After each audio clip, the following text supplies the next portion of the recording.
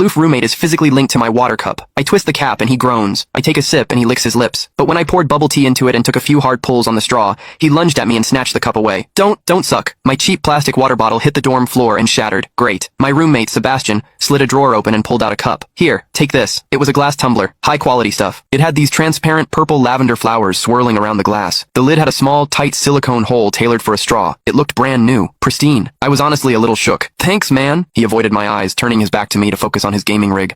I carefully twisted the lid open. Immediately, a suppressed, low groan came from Sebastian's direction. I poured some warm water in and took a sip. Sebastian sucked in a sharp, jagged breath. His hand on the mechanical keyboard trembled, his fingers slipping off the keys. He licked his lips, looking like he was enduring some kind of torture or intense pleasure. His lips were thin, the Cupid's bow sharp like a knife. Looking at them made me want to bite them. Yeah, okay, I admit it. I'm into Sebastian. I swear to God, before I met him, I was the straightest guy in the state. After high school, my only plan was to get to college and bang a hot, bubbly cheerleader. But the moment I walked into this dorm and saw Sebastian, that plan went out the window. 4 years of college and he's the only one I want to mess around with. But I couldn't tell him. No way. I was terrified that if I spilled my guts, we wouldn't even be friends anymore. Because Sebastian is straight. Like, painfully straight. Only 2 weeks ago, he turned down a senior, a varsity swimmer, total stud, who asked him out. After that, Sebastian came back to the room and sat at his desk with a face like thunder for hours. The guy must be a raging homophobe. Maybe it was because the cup was a gift from my crush, but that warm water tasted sweeter than usual. It had a weirdly good aftertaste. I grabbed a straw from my desk and shoved it deep into the hole on the lid. The second I did, a strangled moan ripped out of Sebastian's throat. He bolted up and sprinted into the bathroom. Weird. We were just gaming. Why the hell did he suddenly need a shower?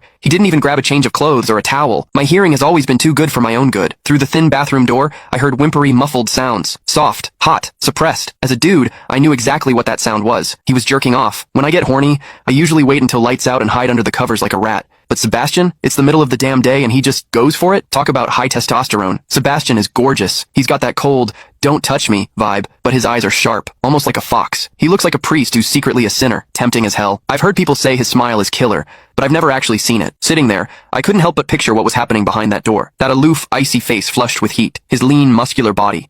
The veins popping on the back of his hand as he gripped himself. Does he keep that cold expression even when he's beating his meat? My thoughts were getting way too dirty. My face felt hot. After a long time, I heard a final, guttural grunt from the bathroom. The door clicked open, and Sebastian walked out. His face was bright red, a sheen of sweat glistening on his forehead. There was a visible tooth mark on his lower lip where he'd bitten down too hard. He walked straight to his wardrobe, grabbed fresh clothes, and went right back into the bathroom. Then the shower turned on. Okay, now he was actually cleaning up. The mental image of him panting in there made my throat dry. I grabbed the glass tumbler again and chugged a few large gulps. The water in the bathroom stopped, then started again. It took him forever to come out. When he finally did, he looked at me with this weird, resentful glare. Strange. Was I imagining things? Sebastian sat back down to game, and I poured myself another refill. I wasn't really thirsty anymore, but I began chewing on the plastic straw out of habit. Click the link in my bio to get the full story for free.